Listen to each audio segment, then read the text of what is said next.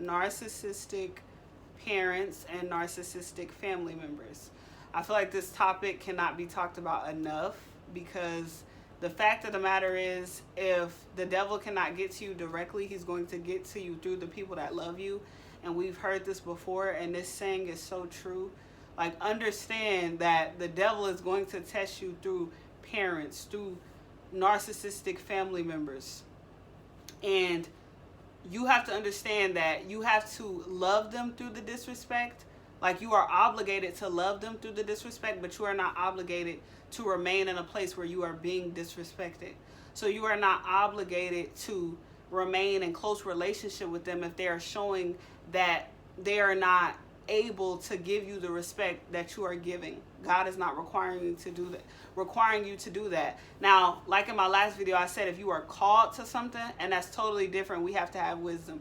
If you are called to something, then God will give you the strength to be able to remain in that situation. But if you are not called and you are just around them because this is your family, you want to give them love and this and that, understand that this is just like prayer. Like I said, like, you cannot out pray somebody's will. So you can pray that the relationship will be restored. You can pray that they can have demons removed. You can pray that they'll take accountability. You can pray whatever you want to pray.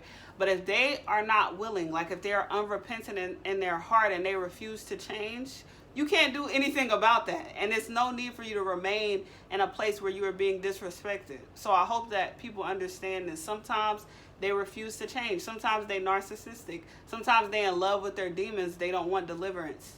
Okay? And they're going to continue to be warfare to you. And God forbid if you have children, okay, they're going to continue to be warfare to your children. They're going to continue to sow discord and confusion. And we just feel like we just have to love that out of them. And yeah, you're obligated to love it out of them, but you're not obligated to remain in a place where you're being disrespected. Some of these people are extremely disrespectful, and they say things for the purpose of hurting you.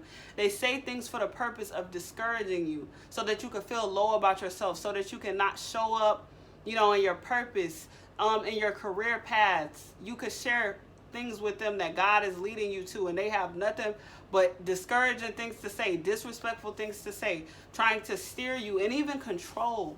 A lot of people think because they're your family, they can control you. And God does not want you around those people, because if you idolize family, which is something that I sometimes do, if you idolize your family, and sometimes many of us unintentionally do, if you idolize your family, you're going to end up, what they say is going to end up trumping God, not even on purpose. It's just by default because you idolize these people. So again, God is sometimes calling for that separation. And it's not demonic. Okay, one thing about it, they try to throw God, they're going to try to throw your relationship with God in your face. They're going to try to, it's like all of that. That's another way. It's like that's another control tactic. Okay? But you're not a demon for actually adhering to the boundaries that you set. You're not a demon. Okay, you're actually wise for that. And don't allow them to think that you is. If they are interrupting your peace to the point where you can't do what Matthew 6:33 says, which is to seek ye first the kingdom. Because a lot of these people be into all different type of things and you don't even know. They in the background saying all type of soulless prayers against you. You don't even know. Blood, it doesn't matter. Okay, it's sick. If God really exposed the hearts of people, we'd be sick. But that's the reality. That's why we got to trust him. And sometimes he's calling for separation. And don't be afraid to do it.